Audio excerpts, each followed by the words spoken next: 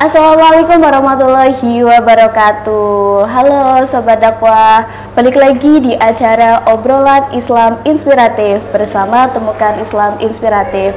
Sobat Dakwah semua bisa saksikan podcast dari Fakultas Dakwah di YouTube-nya Fakultas Dakwah, yaitu Fakultas Dakwah UIN Saizu. Di situ akan ada banyak podcast, terutama di edisi bulan Ramadan ini. Nah, untuk pada acara hari ini kita akan membahas mengenai optimalkan bulan Ramadan dengan pengabdian. Tentunya sudah hadir bersama kita narasumber yang sangat fenomenal. Ada Bapak Lutfi Faisal MKom yang akan membahas mengenai bagaimana cara untuk mengoptimalkan bulan Ramadan dengan pengabdian. Halo Bapak. Halo. Bagaimana kabarnya hari ini? Alhamdulillah Baik. Tentunya di bulan Ramadan ini kita harus tetap semangat ya Pak, walaupun semangat walaupun kadang lemes, lapar gitu ya. Ya, lemes dan laparnya itu tentu mengacu pada sehat jasmani, rohani dan ekonomi. Betul. Nah, walaupun bulan Ramadan nih Pak, biasanya kan kita nih walaupun masih muda gitu ya Pak, tapi karena lemes itu banyak hal-hal yang jadi terabaikan kayak gitu. Jadi mau melakukan sesuatu itu mikir dua kali gitu Pak, karena lemes. Nah, mungkin apa yang harus dilakukan ya buat para kaum muda-muda supaya nggak mageran lagi, terutama di bulan Ramadan ini gitu mageran, Pak. Berarti ada sering diabaikan dan mageran. Ketika seorang remaja atau pemuda itu sudah mengabaikan, terutama mengabaikan identitas dirinya. Aduh. Saya harapkan ini semua pemuda atau sobat dakwah di sini harapannya sudah punya identitas atau mungkin sudah memahami perannya masing-masing, baik itu dalam konteks perannya sebagai seorang anak, perannya sebagai seorang mahasiswa, perannya sebagai seorang warga negara, perannya sebagai seorang hamba yang pada saat ini bulan Ramadan ini memang perlu melakukan penghambaan yang tentunya pada peningkatan kualitas penghambaannya. Harapannya penghambaan dalam kualitas yang outputnya adalah ketakwaan itu terus ditingkatkan. Harapannya juga peningkatannya tidak hanya pada aspek kuantitas tapi juga kualitas. Ya, harapannya kalau misalkan dari magernya, kalau magernya mungkin dia lebih khusyuk atau lebih intens melakukan ritual-ritual agama, bagus. Artinya ada peningkatan kuantitas yang memang itu lebih kepada konteks penghambaan di spiritual, penghambaan dirinya pada Tuhan. Jadi mungkin ada momen-momen khusus yang diperlukan untuk lebih mendekatkan diri dengan Tuhan. Nah, bagi saya kalau dia magernya, maksudnya mager itu di rumah terus misalkan.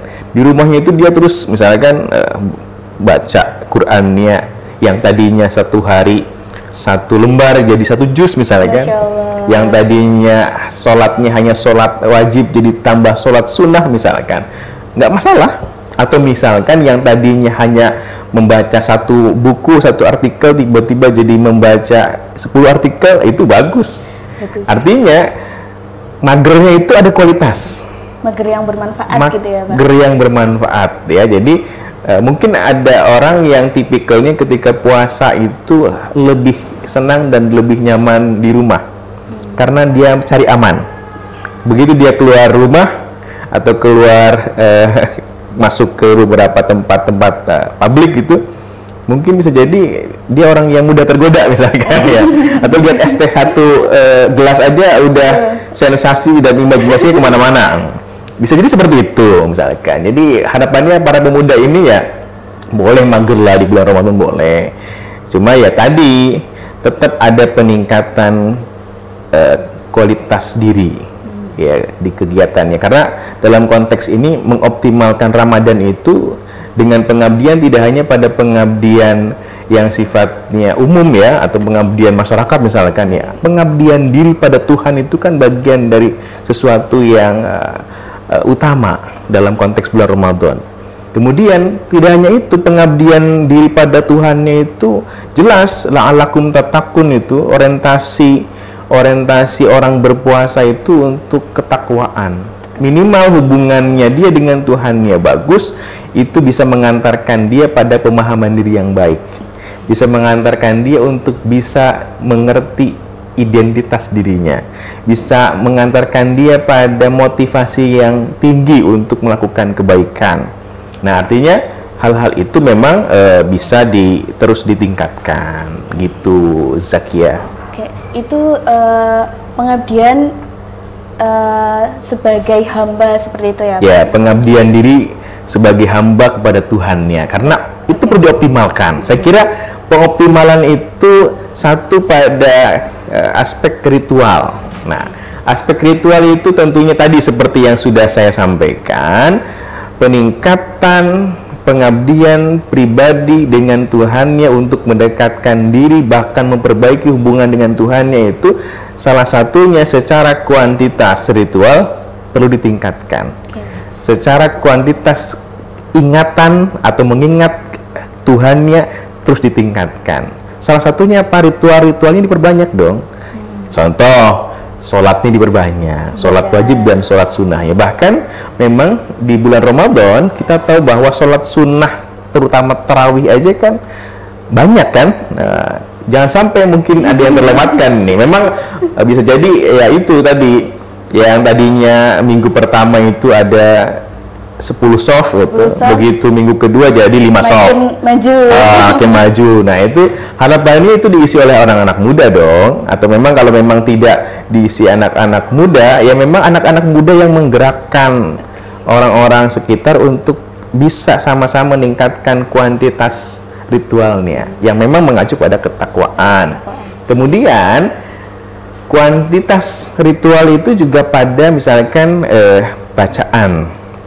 Kalau dalam konteks Ramadan itu kan membaca Al-Quran itu tadarus itu kan biasanya menjadi sebuah tradisi yang di musola-musola kadang-kadang ngabuburit ya, atau mungkin menjelang buka ya, atau mungkin pasca taraweh, atau mungkin menjelang subuh atau pasca sahur, itu kan seringkali anak-anak muda melakukan tadarus. Nah, justru harapannya terutama mahasiswa bisa mengakomodir para remaja yang ada di sekitar daerahnya, rumahnya, itu bisa melakukan ritual-ritual dan meningkatkan hal-hal kebiasaan baik tadi untuk bisa sama-sama membaca Al-Quran dengan baik. Kalau memang belum baik ya nanti didamping untuk menjadi lebih baik. Nah, kan anak dakwah itu saya kira baca tulis Al-Qur'annya sudah bagus, karena harapannya anak-anak dakwah, sobat dakwah di sini BTA PPI-nya kan lulus 100% di semester 6. Nggak tahu nih moderator Zakia itu, Mbak Zakia itu sebagai moderator sepertinya sudah lulus baca tulis Al-Qur'an. Alhamdulillah. Oke. Penuh itu guys. Nah, itu setidaknya nanti selain ritual tadi bacaan Al-Qur'an, nanti kita juga harus meningkatkan kegiatan-kegiatan sosial. Ya, atau mungkin sosialnya dalam konteksnya lebih kecil, sempit ya, mezo misalkan, kegiatan-kegiatan sosial yang dilakukan di rumah misalkan, yang biasanya nggak pernah nyuci sendiri, tiba-tiba harus nyuci sendiri. Itu perlu dong ditingkatkan. Yang biasanya nggak pernah bantuin orang tua untuk nyapu rumah, ya bantu orang tua nyapu rumah. Yang biasanya tidak bantuin masak, jadi bantu memasak. Nah, artinya itu kan bagian dari kesolehan sosial. Bagaimana kita bisa membangun hubungan dengan orang-orang sekitar kita ya, terutama orang-orang terdekat. Dan itu menjadi salah satu fungsi penghambaan kita sebagai anak pada orang tua. Karena Tuhan kita di dunia adalah orang tua. Atau mungkin melakukan hal-hal baik yang disukai dan disenangi orang tua kita. Sebagai bentuk pengabdian orang tua seperti itu. Orang tua itu kan perlu diperhatikan. Karena ridhonya orang tua itu ridhonya Allah. Ya, ridho Allah wa ridho walidain. Nah, otomatis gitu kalau udah dapat ridho orang tua, kita memenuhi kewajiban mengabdi kepada orang tua, kita juga memenuhi kewajiban sebagai hamba untuk mengabdi kepada Tuhan. Yes, gitu. Jadi magernya apa di rumah? Tapi itu diisi dengan kegiatan-kegiatan yang berkualitas dan terus meningkatkan kuantitas pengabdiannya pada Tuhan Yang Maha Esa. Dengan cara apa? Dengan cara melakukan kegiatan-kegiatan atau aktivitas-aktivitas yang dicintai oleh Tuhan kita, Allah Subhanahu wa Ta'ala. Begitu, Zakia. Berarti kita jangan negatif thinking dulu terhadap orang-orang yang mager gitu ya, Pak.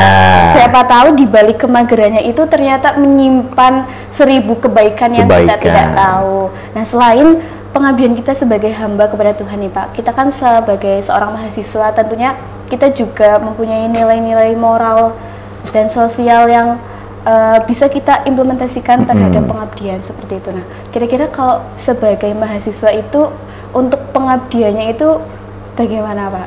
Oke, nah harapannya kalau buat tipikal mahasiswa yang sering eksis ya, yang tipologinya misalkan orangnya memang aktif gitu ya, atau mungkin juga orangnya sering ingin tampil di masyarakat, atau bahkan mungkin orangnya ekstrovert tidak introvert ya, karena kan kita tidak boleh lagi-lagi dalam bulan Ramadan itu suudzon tadi ya, apapun kondisi yang ada di sekitar kita harus bisa disetting dalam perspektif positif. Jadi kita jangan mudah berburuk sangka. Kalau kita sudah mudah berburuk sangka pada siapapun itu, jelas akan mengurangi kemurnian dan kejernihan hati kita, dan itu mengurangi kualitas ketakwaan. Oke, ketika kita sobat dakwah tentunya dalam kegiatan di masyarakat, harapannya yang pertama terlibat dalam kegiatan kemasyarakatan, atau mungkin ikut serta masuk kepada kepanitiaan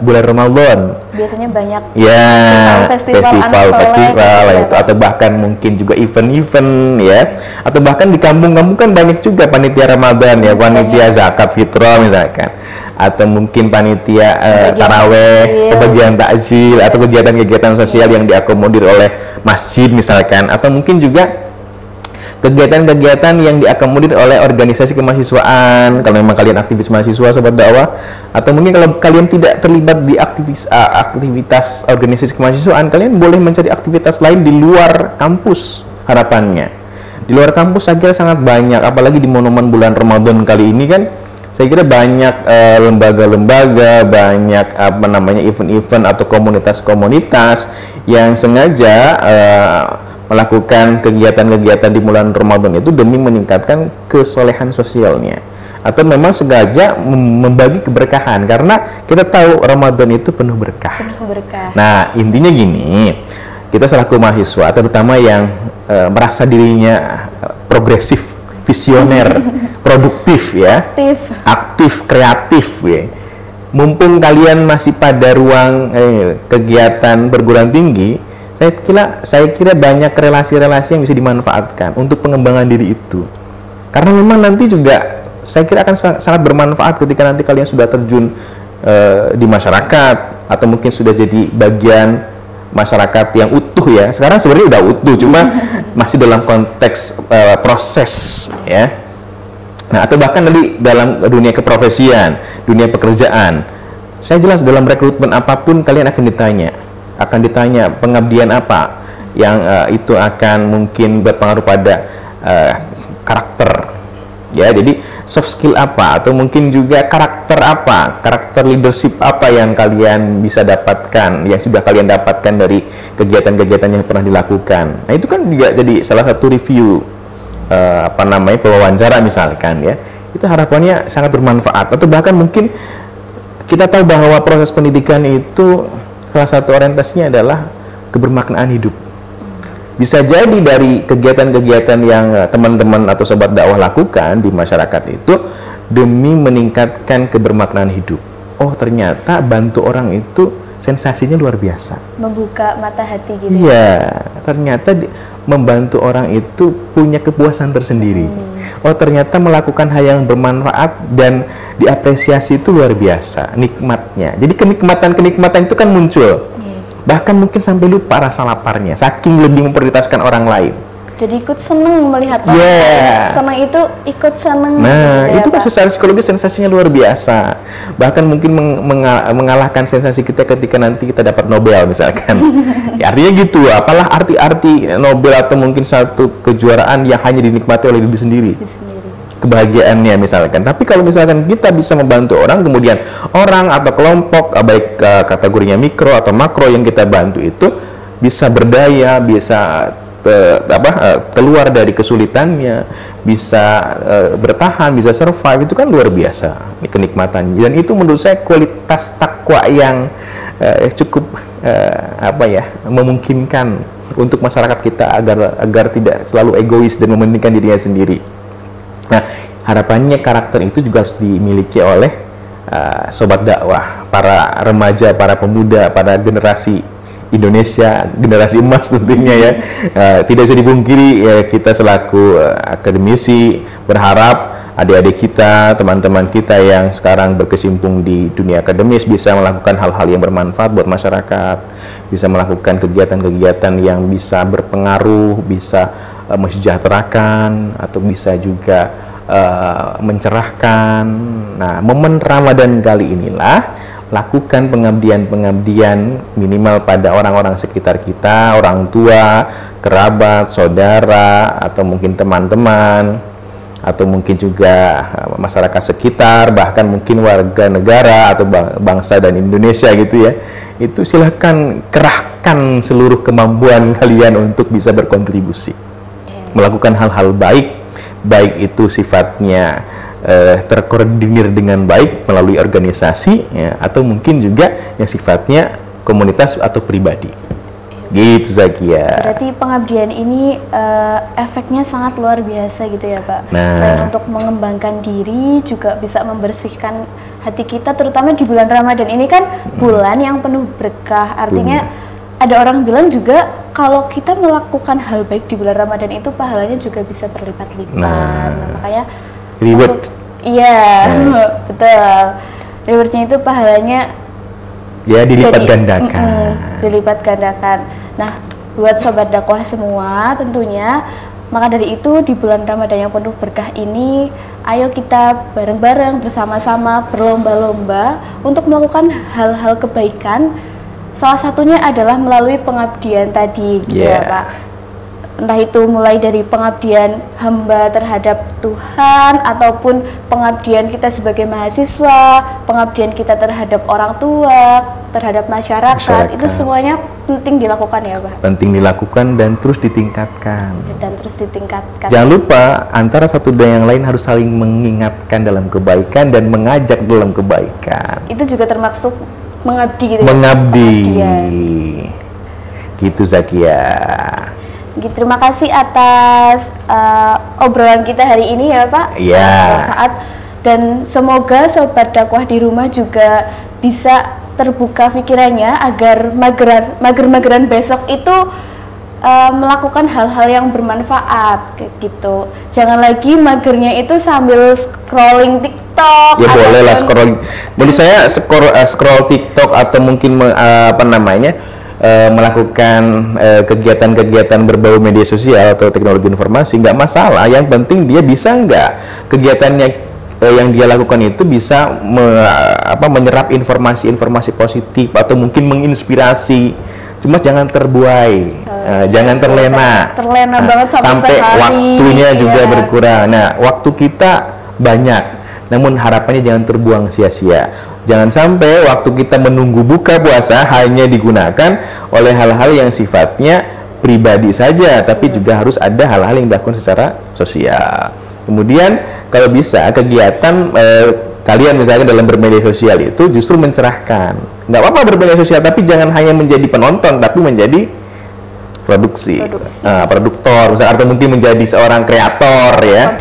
Konten kreator nggak masalah, kalian bikin narasi-narasi positif, bikin narasi-narasi yang mencerahkan, bikin tulisan-tulisan yang baik, atau bahkan mungkin kalau tipikalnya kayak Zakia, bikin konten-konten yang menyenangkan kemudian menginspirasi, atau bahkan mungkin kegiatan pengabdiannya jadi dibikin konten gitu ya, dikemas dalam bentuk media yang bagus. Selain bermanfaat, kita pengabdiannya bermanfaat untuk orang lain secara langsung, kita juga bisa memotivasi lewat media sosial. Nah, itu yang penting. Artinya bolehlah, artinya sering melakukan kegiatan bermedia sosial atau mungkin scrolling TikTok, Facebook, Instagram, masalah. Tapi jadikan itu menjadi bahan sumber informasi kita untuk menginspirasi orang lain atau mungkin menginspirasi diri kita sendiri.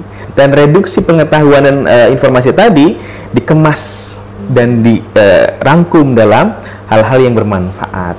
Ya, kita butuh pengetahuan, kita butuh asupan informasi untuk apa? Untuk berinteraksi dengan orang lain. Berarti harus pintar memanfaatkan media. Ya, artinya bijak dalam bermedia. Jangan sampai hanya terlena, kemudian kita tidak bisa menghasilkan apa-apa. Ya, itu Zakia. Mudah-mudahan ya kita nggak selalu suudzon pada teman-teman yang mungkin tipikalnya saat ini masih sering itu tadi gabut, kemudian media sosial tapi scroll-scroll doang. Nah, harapannya ya bolehlah seperti itu, tapi diingatkan. Kalau dia paham dengan identitas sebagai mahasiswa, jadikan media sosial itu menjadi sumber informasi dia untuk berkembang. Pengetahuannya, sikapnya, keterampilannya, kompetensinya. Berarti jangan sampai kita dimanfaatkan oleh media, tapi kita juga harus bisa memanfaatkan media. Bagian dari pengabdian kita. Apalagi anak-anak dakwah sini. Iya, anak-anak KPI atau mungkin semua prodi yang ada di dakwah ini harus pintar dan bijak menggunakan media. Gitu Zakia? Oke, siap Pak. Ada lagi? Mungkin sudah cukup untuk obrolan mengenai bagaimana cara mengoptimalkan bulan Ramadan itu dengan pengabdian hari ini. Oke. Next time kita bisa ngobrol-ngobrol lagi ya Pak. Oke, siap. Tema yang lain tentunya yang menarik juga. Cukup sekian dari saya dan juga Bapak Lutfi Faisal. Buat Sobat Dakwah semua, jangan lupa saksikan podcast ini di YouTube-nya Fakultas Dakwah, yaitu di Fakultas Dakwah UIN Seizu. Subscribe and like. Subscribe and like wajib, terutama untuk Sobat Dakwah. Sobat Dakwah. Kalau kalian mengaku Sobat Dakwah dan mahasiswa Fakultas Dakwah, wajib hukumnya pantengin terus YouTube Fakultas Dakwah. Karena di situ akan ada hal yang menarik dan juga menginspirasi kita ya Pak. Ya. Oke, cukup sekian di acara obrolan Islam inspiratif hari ini bersama Temukan Islam Inspiratif. Saya Zakia pamit undur diri. Wassalamualaikum warahmatullahi wabarakatuh. Waalaikumsalam.